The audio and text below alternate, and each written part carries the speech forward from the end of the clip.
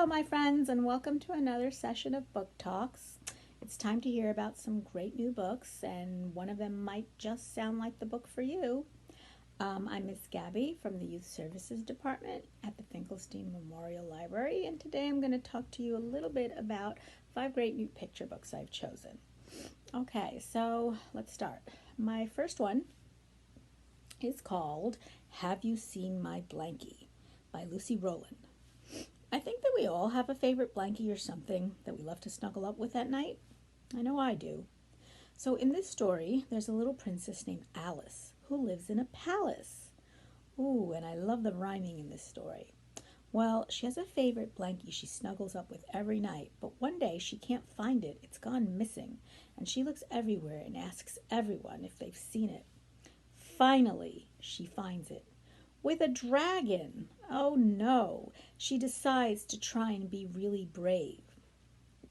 And even though Alice felt a little scared, "That's my blankie," she declared.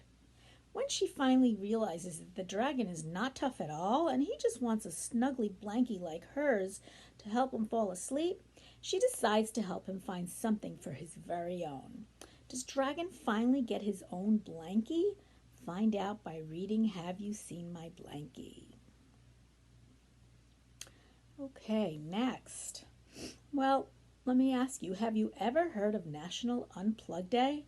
Well, whether you have or haven't, I'll just let you know that it's the first Friday every March.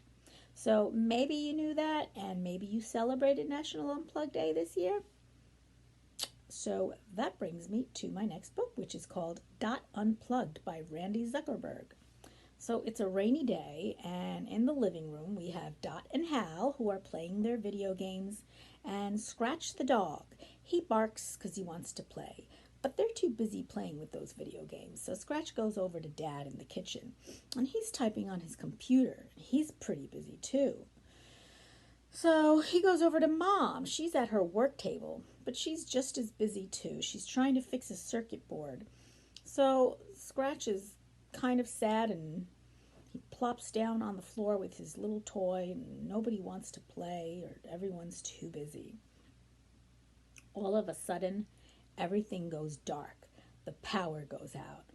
Oh my goodness, what do we do now? Well, that reminds Mom that it's National Unplugged Day, and what a great sign the power going out was. Well, unplugging, Mom says, means no phones, no computers, no electronics, nothing that runs on anything but your imagination. The kids agree to unplug, so Dad sets a timer. But what should they do? They can't play with the keyboard. They can't play their video games, not on their tablets either, or they can't even play with their drone.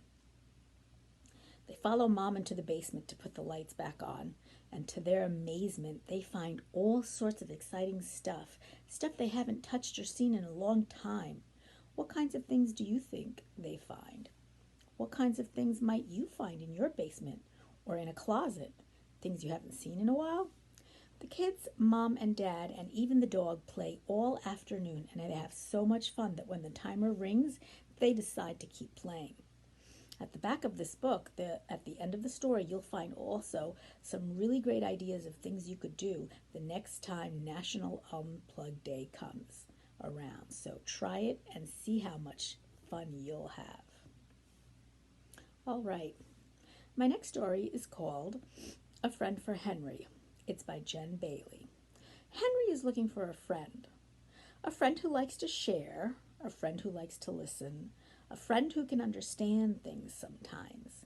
Henry is quiet. He likes his space. He likes things in order. He's a little different, but we're all different. All afternoon in classroom 6, Henry is looking for a friend. One that doesn't get too close or so angry like Vivian. One that's not so loud and never listens like Samuel. One that doesn't take more snack than he's supposed to like Jaden. Does Henry find his friend? I think he does. I think he finds just the right friend for him. If you need a little help in finding a friend or knowing how to be a friend, read A Friend for Henry.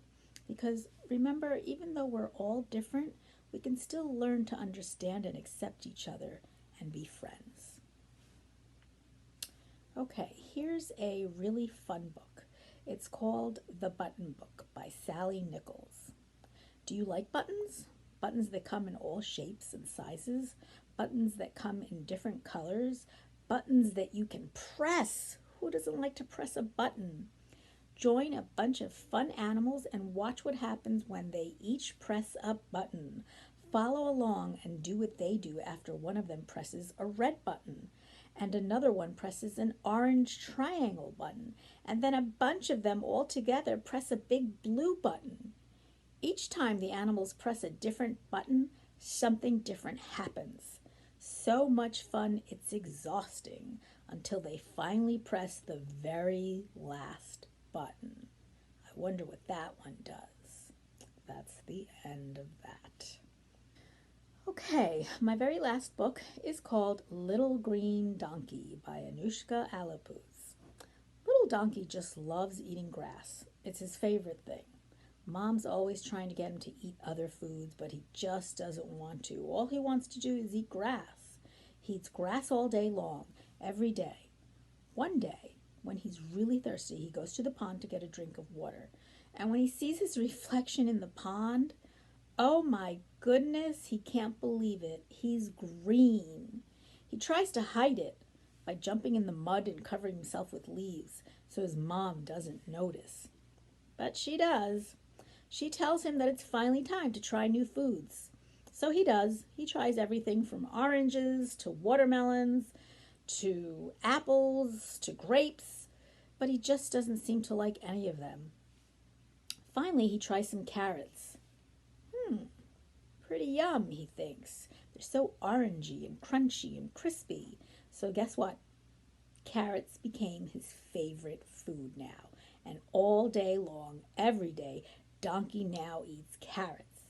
And when he goes to the pond again to get a drink of water, what do you think he sees this time?